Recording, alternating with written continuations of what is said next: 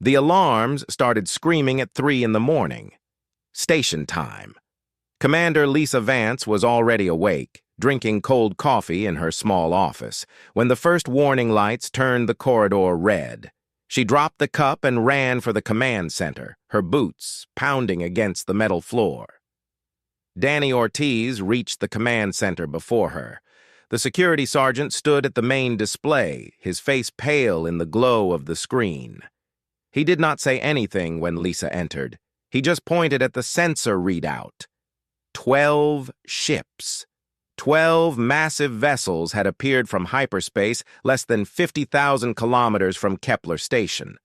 Their shapes were wrong somehow, all curves and spines like the shells of giant insects. Lisa had seen pictures of ships like these in military briefings. Vreth warships. "Get me a channel to Earth Command," Lisa said. Her voice was steady, but her hands were shaking. "They're jamming everything," Danny replied. "All frequencies. We're blind and mute." Lisa looked at the main viewport. She could see the Vreth ships now, dark shapes moving against the stars. They were getting closer. The station had no real weapons. They had a few security personnel with light arms, meant for handling fights between miners, not alien invasions. "How many people do we have on board?" she asked. 47. 39 civilians, 8 security, including me. 47 souls, miners, engineers, technicians, and their families. They had come to the edge of known space to pull valuable minerals from asteroids. They had not come here to die. The first Vreth ship fired. The beam struck the station's communication array, and the whole structure shook. Lights flickered. Someone screamed in a distant corridor. "They're crippling us," Danny said. "Taking out our eyes and ears first." Lisa grabbed the internal communication panel. It still worked, at least. "All personnel, this is Commander Vance. We are under attack. Everyone move to the lower cargo levels immediately. This is not a drill. Move now." She turned to Danny. "Is there any way to get a message out?" Danny thought for a moment. "The old emergency beacon. It's in Storage Bay 7. Uses a narrow frequency band, almost primitive. They might not be jamming it." "Do it. Send everything. Our position, the enemy count, everything. Maybe someone will hear it." Danny nodded and ran. Lisa stayed in the command center, watching the Vreth ships surround the station like predators circling wounded prey. Another blast rocked the structure, the docking bay this time. They were preparing to board. She made her way down to the cargo levels, moving against the flow of panicked civilians, rushing in the same direction. She helped an old man who had fallen. She carried a crying child whose mother had twisted her ankle. By the time she reached the main cargo bay, her arms were tired, and her heart was heavy. The space was large and gray, filled with shipping containers and mining equipment. The civilians huddled together in groups. Children cried. Adults tried to comfort them with words nobody believed. Lisa counted heads. 43. 4 people were missing. Danny appeared at her side. "Beacon's away. I don't know if anyone heard it, but the signal is out there." "The others?" "The 4 in the upper medical bay. The Vreth cut them off before they could evacuate." Danny's voice was flat, but his eyes showed the pain. "I'm sorry, Commander. There was nothing we could do."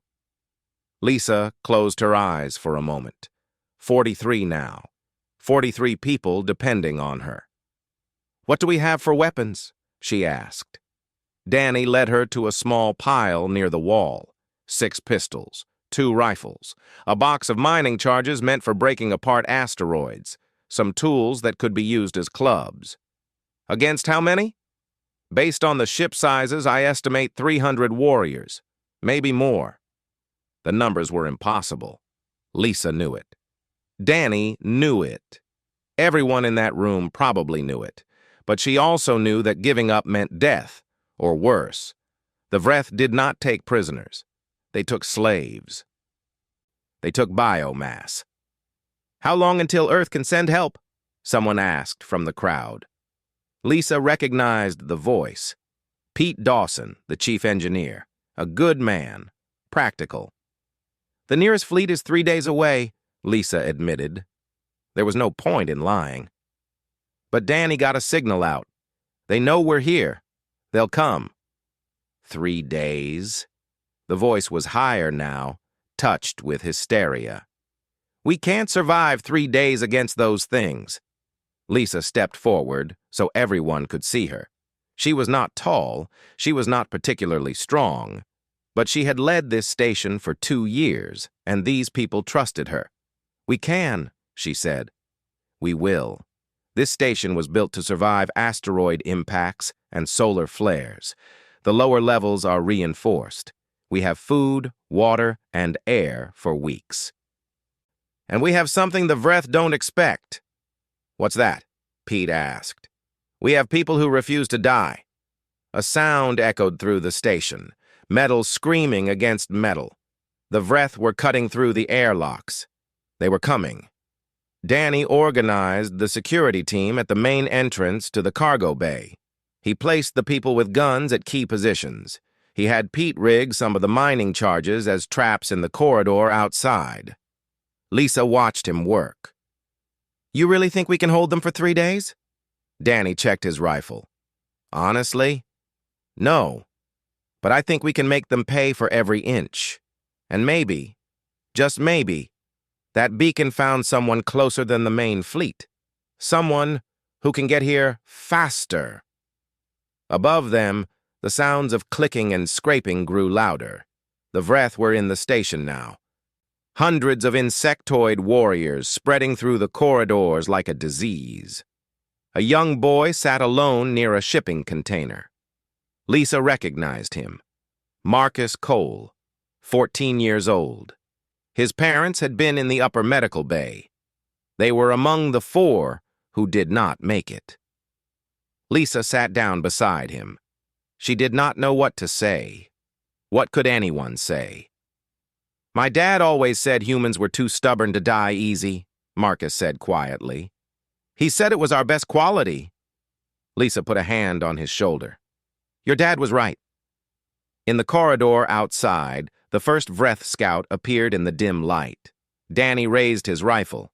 The battle for Kepler Station had begun. The first day was the worst. Danny and his team killed 11 Vreth warriors in the opening hour. The aliens came down the corridor in waves, their bodies covered in hard brown shells, their limbs ending in blades sharp enough to cut through metal. They clicked and chittered as they moved, a sound that wormed into the brain and stayed there. But humans had guns, and the corridor was narrow. The Vreth could not use their numbers, and they fell in piles at the cargo bay entrance. Then they stopped coming. "They're learning," Danny said, wiping sweat from his face. "They'll find another way." He was right. 2 hours later, the Vreth began cutting through the walls. Pete Dawson heard them first, pressing his ear to the metal and listening to the vibration of their tools. "Multiple points," Pete reported. "They're going to come from everywhere at once." Lisa divided the survivors into groups. Anyone who could hold a weapon was placed at the breach points. Those who could not fight were moved to the center of the cargo bay, surrounded by shipping containers arranged like fortress walls. The Vreth attacked at midnight. They poured through 3 holes in the walls at the same time. The cargo bay became a storm of screaming and gunfire. Danny was everywhere, shouting orders, firing his rifle, pulling wounded civilians to safety. Katie Park, the station's nurse, set up a medical station behind the containers. She was young, just 26, with steady hands and a calm voice that cut through the chaos. When a security officer was dragged back with deep cuts across his chest, Katie stopped the bleeding and saved his life with materials that should not have been enough. They held the line. Barely. When the Vreth finally pulled back, 18 of their warriors lay dead on the cargo bay floor. But humanity paid a price too. 2 security officers were dead, 5 civilians were wounded, and they had used half their ammunition.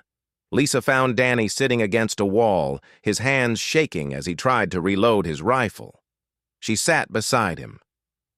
"How many more attacks like that can we take?" she asked quietly. "1, maybe 2. Then we're fighting with tools and fists." "What about the mining charges?" "Pete set them in the maintenance tunnels. If they try to come through there, they'll get a surprise. But we only have 3 charges left." Lisa looked at the sleeping civilians. The children had finally stopped crying, exhausted into silence. The adults stared at nothing, their eyes hollow. 18 hours down, she said. 66 to go. The second day, the Vreth changed tactics again. They stopped attacking and started waiting. They sealed off the cargo bay's air vents. The recyclers began to struggle. The temperature started rising. "They're going to cook us out," Pete said grimly. "Or suffocate us." Lisa ordered everyone to rest and conserve energy. She reduced water rations. She had people breathe slowly and stay calm. Every hour felt like a week. In the afternoon, a voice came through the station's speakers. It was broken and strange, formed by a mouth that was never meant to speak human words. "Humans, this is the Hive, Captain. You fight well. But fighting is meaningless. Surrender now. Become part of the Great Swarm. Your skills will serve us. Your bodies will feed us. This is mercy. Refuse, and we harvest you while you still breathe." Nobody answered. Lisa did not even consider it. Danny organized small raids into the maintenance tunnels. He took volunteers, the bravest of the security team, and they hunted Vreth in the darkness. They set traps using mining equipment. They collapsed corridors with the remaining charges. They killed another dozen aliens. But they lost people too. Danny came back from the second raid with only 2 of his 4 volunteers. His face told Lisa everything she needed to know about what happened to the others. By the end of the second day, they were down to 31 survivors. The air was thin and hot. The water was almost gone. 2 of the wounded had died despite Katie's best efforts. Marcus Cole had taken to monitoring the radio. He sat by the old communication panel that Pete had rigged to receive signals, even though they could not send any. For hours, he listened to static, adjusting the frequency, hoping. Lisa watched him from across the room. She saw his father in his face, the same stubborn determination, the same refusal to quit. "You should rest," she told him. "Someone has to listen," Marcus replied. "What if they call and nobody hears?" Lisa did not argue. She understood hope. She understood the need to hold on to something, anything, when everything else was falling apart.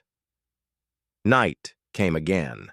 The Vreth resumed their attacks, smaller probing assaults designed to wear down the defenders rather than overwhelm them. Danny and his remaining 3 security officers held the line, but they were exhausted. They were running on nothing but willpower. Lisa sat in the darkness, listening to the sounds of combat echo through the cargo bay. She thought about her family back on Earth, her mother, her brother, the niece she had never met. She wondered if she would ever see them again. Then Marcus screamed, not a scream of fear, a scream of joy. "I got something!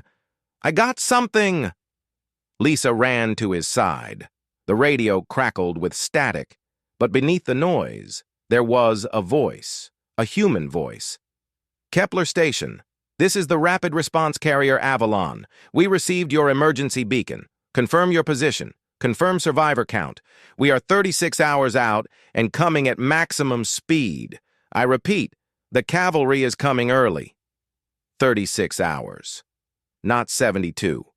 The Avalon must have been in the sector on another mission. They must have heard the beacon and changed course immediately. Lisa grabbed the microphone. but the transmission was one way. They could hear the Avalon, but they could not respond. It did not matter. She turned to the cargo bay, to the tired and wounded survivors, and she smiled. "They're coming," she said. 36 hours. We just have to hold for 36 more hours." Danny looked up from his position at the barricade. His face was bloody and tired, but he managed a grin. "Well," he said, "I guess we better get comfortable." Outside the cargo bay, the Vreth were massing for another assault. They did not know help was coming. They did not understand that humans never stopped hoping, never stopped fighting. They were about to learn. The Avalon was not a beautiful ship. She was built for war, all sharp angles and heavy armor with gun batteries running along her sides like the teeth of a predator. She carried no luxury cabins, no observation decks, no comfortable spaces. Every inch of her existed for one purpose: to deliver humanity's best soldiers into the worst situations imaginable. Captain Henry Blake stood on the bridge, watching the stars streak past as the ship pushed its engines beyond safe limits. He was 53 years old, with gray hair and a face marked by decades of combat. He had seen things that would break most people. He was still standing. "Status report," he said. "Engines at 112%, his navigator replied. "We can maintain this speed for another 20 hours before risking critical failure." "Maintain it. What about the enemy?" "Long-range sensors show 12 Vreth warships in orbit around Kepler Station. Standard conquest formation. 12 ships. The Avalon was one ship. The math was not good." Blake turned to the tactical display where the station hung like a wounded animal surrounded by wolves. 31 human beings were trapped inside, fighting against impossible odds. They had held out for 2 days already. "Get me the strike team leaders," Blake ordered. 3 figures entered the bridge within minutes. They were the best humanity had to offer, forged in the fires of a dozen conflicts. Lieutenant Commander Nina Cross led Alpha Team. She was 34, with dark hair cut short and eyes that missed nothing. She had earned more combat decorations than anyone in the Rapid Response Forces. Her specialty was close-quarters combat and hostage rescue. Lieutenant Jack Riley commanded Beta Team. He was big, loud, and exactly as dangerous as he looked. His team handled heavy assault operations, the kind that involved breaking down doors and breaking bones. Lieutenant Sophia Ruiz led Gamma Team. She was the quietest of the 3, a demolitions expert who could bring down a building or save a bridge, depending on where she placed her charges. Blake looked at them and felt something that might have been hope. "Here's the situation," he said. 31 civilians trapped on Kepler Station, over 300 Vreth warriors between us and them, 12 enemy warships in orbit. Our main fleet is still 2 days away." "So we're outnumbered and outgunned," Jack said. "Business as usual." "I'm not going to lie to you," Blake continued. "The smart move would be to wait for reinforcements. Hit them with overwhelming force when the fleet arrives." "With respect, sir," Nina said, "those people don't have 2 days. "No, they don't. That's why we're not waiting." Blake activated the tactical display. A plan appeared, showing the station, the Vreth fleet, and the Avalon's projected approach vector. "Operation Thunderstrike, the Avalon will engage the Vreth fleet directly. We'll draw their attention, make them focus on us instead of the station. While they're busy, drop pods will carry all 3 strike teams to the station surface." Sophia raised an eyebrow. "1 ship against 12? The Avalon won't last long." "No, she won't. But she doesn't need to last long. She just needs to last long enough for you to get those people out." The room was quiet. Everyone understood what Blake was saying. He was offering to sacrifice his ship and possibly his life to give them a chance. "Captain," Nina said carefully, "if the Avalon falls while we're on the station, then you find another way. Capture a Vreth shuttle, blow a hole in the side, and float to the nearest rock. You're the best soldiers in the fleet. You'll figure something out." Jack laughed, a short bark of sound that held no humor. "I always wanted to try flying a Vreth ship." Blake looked at his strike team leaders. These were people he had trained with, fought beside, bled with. They were more than soldiers. They were family. "I'm not ordering you to do this," he said. "This is volunteer only. If anyone wants to wait for the main fleet, I'll understand." Nina did not hesitate. "Alpha Team is in. Those people down there held out for 2 days with mining tools and pistols. The least we can do is match their courage." "Beta Team is in," Jack added. "Been a while since I shot anything. Getting rusty." Sophia smiled her quiet smile. "Gamma Team is in. Someone needs to keep these two from blowing themselves up." Blake nodded. He had expected nothing less, but hearing it still meant something. "Prep your teams. We arrive in 18 hours. Get some rest. Eat something. When we hit that station, I need you at your best." The 3 officers saluted and left. Blake stayed on the bridge, staring at the tactical display.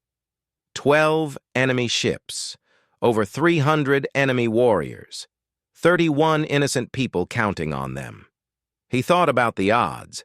He thought about his crew, the 200 men and women who would go into battle with him tomorrow. He thought about the letters he would need to write if this went wrong. Then he pushed those thoughts aside. Fear was useless. Doubt was useless. All that mattered was the mission. "Navigator," he said, "increase speed to 115%. Sir, the engines—" "We'll hold together or they won't. Those people need us to arrive early. So we arrive early." The Avalon screamed through space, pushing herself beyond every limit, racing toward a battle she might not survive. In the crew quarters, the strike teams prepared. They checked their weapons, their armor, their equipment. They wrote letters to loved ones just in case. They said prayers to whatever gods they believed in. Nina sat alone in her quarters, looking at a photograph. Her younger sister, smiling on a beach somewhere warm and safe. The sister who had no idea what Nina really did for a living. There was a knock at her door. Sophia entered without waiting for permission. "You ready for this?" Sophia asked. Nina put the photograph away. "Always." "Liar." Nina smiled. "Yeah, well, someone has to pretend to be brave." "You're not pretending," Sophia said. "That's what makes you good at this." They sat in comfortable silence for a moment, 2 warriors on the edge of battle. 31 people, Nina finally said. "Some of them are kids, families, regular people who just wanted to mine asteroids and live their lives. And 300 aliens who want to eat them." "Bad odds for the aliens." Sophia laughed. "Very bad odds." They stood up. There was work to do, preparations to finish, a battle to fight. Somewhere ahead, Kepler Station waited in darkness, holding on by nothing but human stubbornness. Help was coming. The drop pods fell like meteors. Nina watched the station grow larger through the small viewport, flames licking at the edges of her pod as it tore through the thin atmosphere created by the Vreth containment field. Behind her, the darkness of space lit up with weapons fire as the Avalon began her desperate dance with 12 enemy warships. 30 seconds to contact," her pilot announced through the radio. "Brace for impact." Nina gripped the handles above her head and closed her eyes.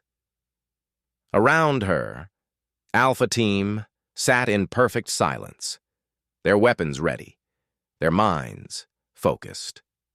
These were the best soldiers humanity had ever produced. Today, they would prove it. The pod hit the station's docking bay with a sound like thunder. The door blew outward, and Nina was moving before the smoke cleared. 3 Vreth warriors stood in the bay, their blade limbs raised in confusion. They had expected more scavengers, more weak prey. They were not prepared for what came out of that pod. Nina killed the first one before it could move, her rifle putting 3 rounds through its armored head. Her team spread out in perfect formation, weapons firing in controlled bursts. The other 2 aliens fell in seconds. "Alpha team on station," Nina reported into her radio. "Docking bay secured. Moving to objective." Jack's voice crackled back. "Beta team is in the upper levels. We've got a lot of company up here, moving to draw their attention." "Gamma team in position," Sophia added. "Beginning demolition prep on external hull." The plan was working, so far. Nina led her team into the station's corridors. The lights were dim and flickering, the air thick with smoke and the strange, oily smell of Vreth bodies. They moved fast, but careful, checking corners, covering each other. The first real resistance came at a junction point. 20 Vreth warriors had set up a defensive position, their bodies forming a living wall across the corridor. They clicked and screamed when they saw the humans charging forward with their blades raised. "Contact front," Nina shouted. "Light them up." Alpha team opened fire. The corridor became a storm of bullets and alien screams. The Vreth were fast and deadly, but they had never faced anything like this. Human soldiers in heavy armor, moving with precision that came from years of training, weapons that could punch through chitin like paper. The aliens fell. Every single one. Alpha team did not lose a single member. They kept moving.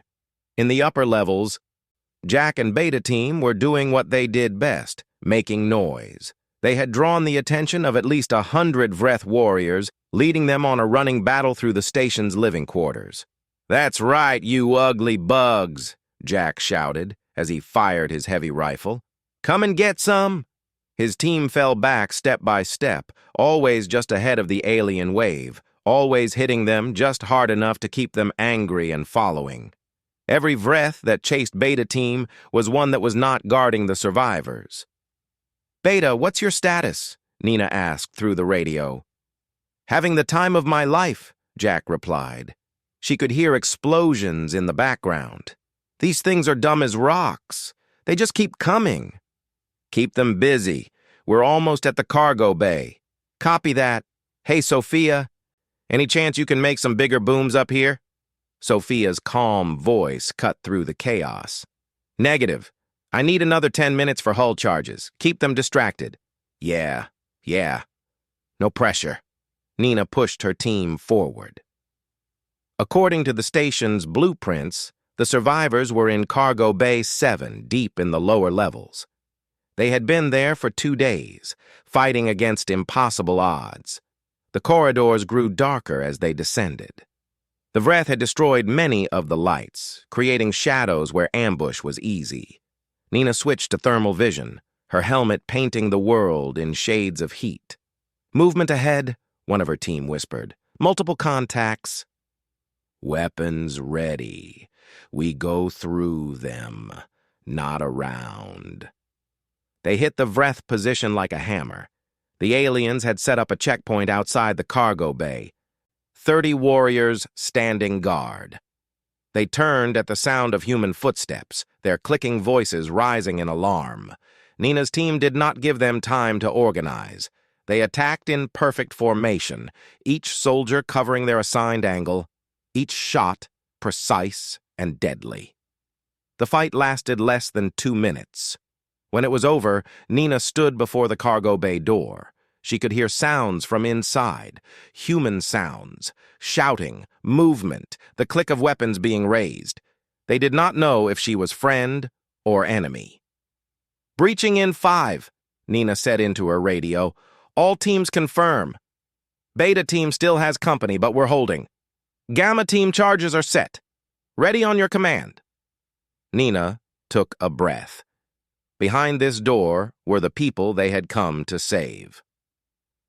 The people who had held out for 2 days against 300 alien warriors, civilians, families, children. Breach! The door exploded inward. Danny Ortiz stood just inside, his rifle raised, his face bloody and exhausted. He was surrounded by a handful of survivors armed with nothing but pistols and tools. They had been preparing for a last stand. Nina stepped through the smoke, her armor covered in Vreth blood. She raised her hands slowly, showing she was not a threat. "Commander Vance," she called out. "Lieutenant Commander Cross, Earth Strike Forces. Sorry we're late." For a long moment, nobody moved. The survivors stared at the armored figures in disbelief.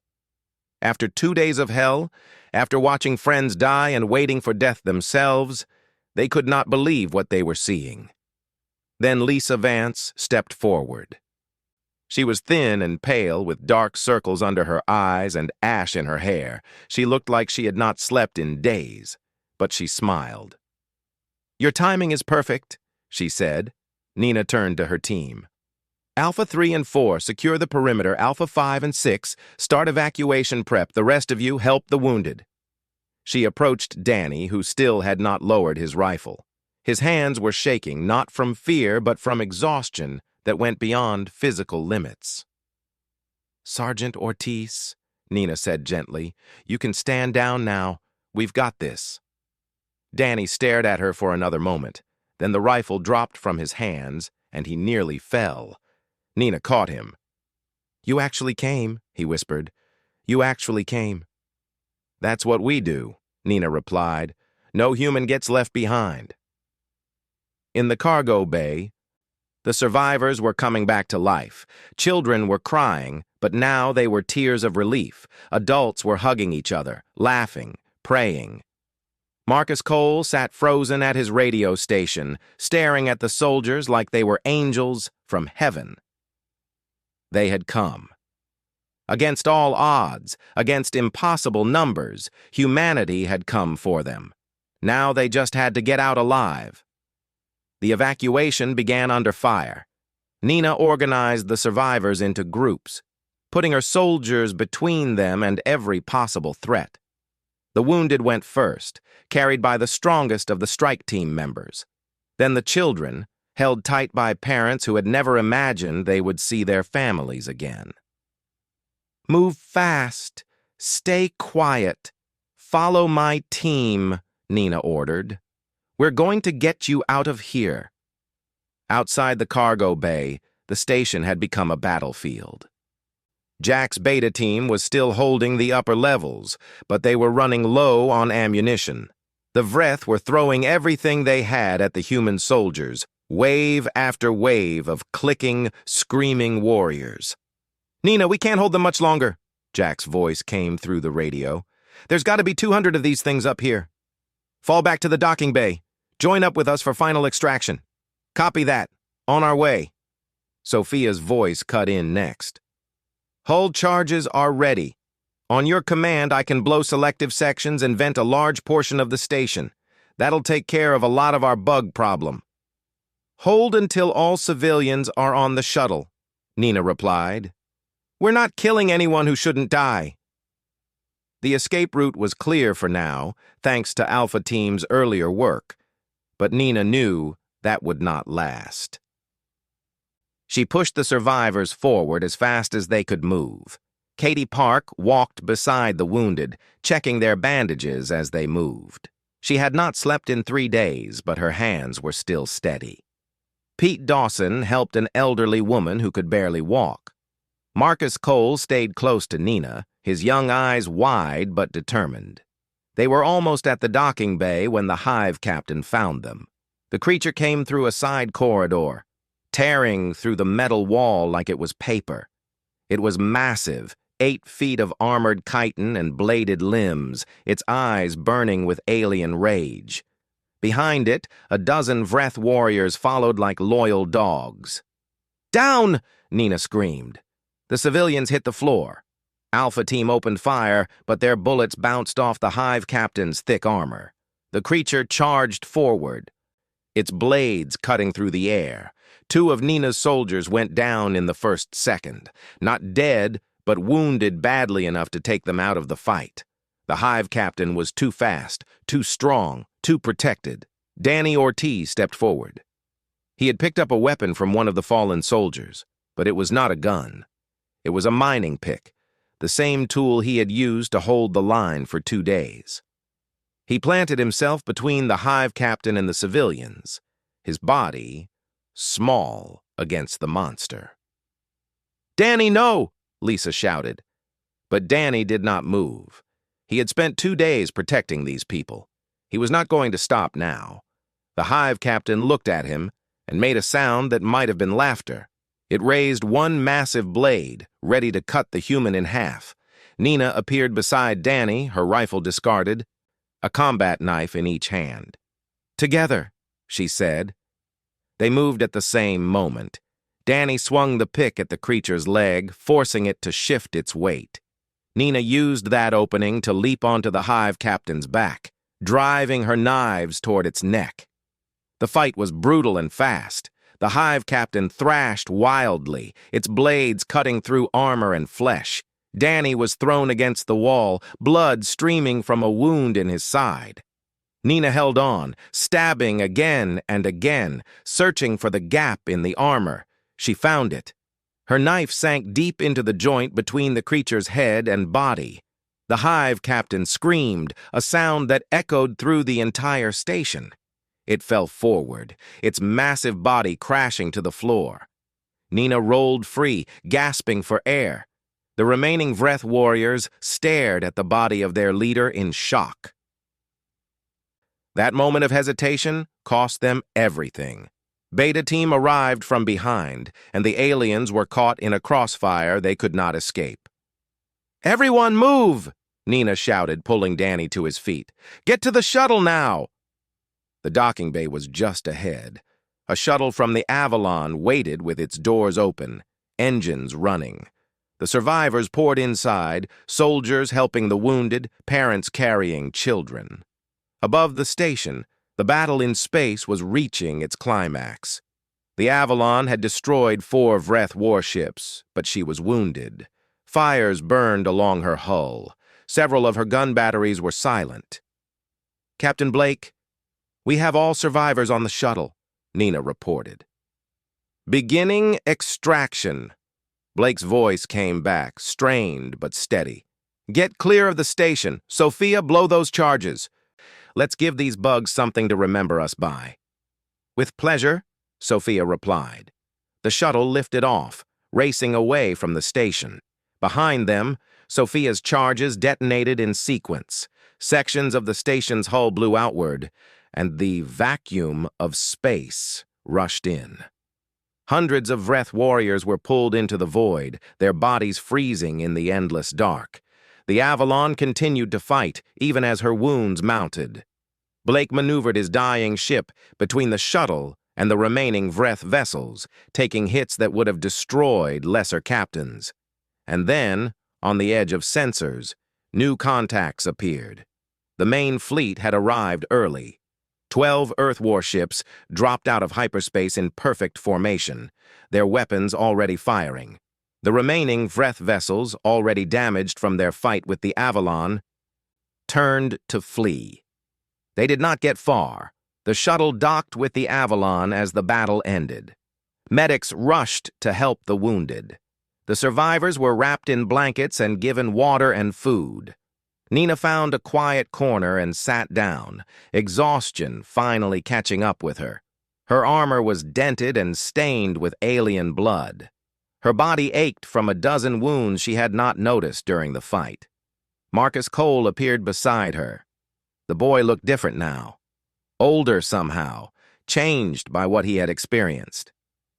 "They actually came," he said quietly. "They really came for us." Nina looked at him and managed a tired smile. "That's what we do. No human gets left behind. Not ever." Lisa Vance approached, supporting Danny, who was bandaged but alive. "I don't know how to thank you," she said. "All of you." "You don't need to," Nina replied. You held out for 2 days with nothing but courage and stubbornness. We just showed up at the end. Still, Lisa said, thank you. Later, Earth intelligence intercepted a transmission from Vreth command channels. It was decoded and shared among the fleet commanders. The message was simple. Revised tactical assessment of human species. They do not abandon their own. They do not surrender. They do not break. They cross impossible distances and fight impossible odds for strangers they have never met. Recommend immediate revision of conquest protocols. Recommend find easier prey. Captain Blake, reading the message from his hospital bed on the flagship, smiled through his bandages. Humanity had sent a message of their own today, not in words, but in actions. The galaxy was vast and full of ancient species who had conquered and consumed their way across the stars for millions of years. But now those species had met humanity, a young species barely reaching for the stars, a species that refused to leave anyone behind, a species that fought for strangers with the same fury they would fight for family.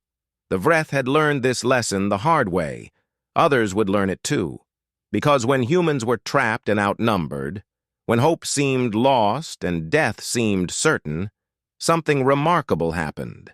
Humanity answered, and they answered with everything they had.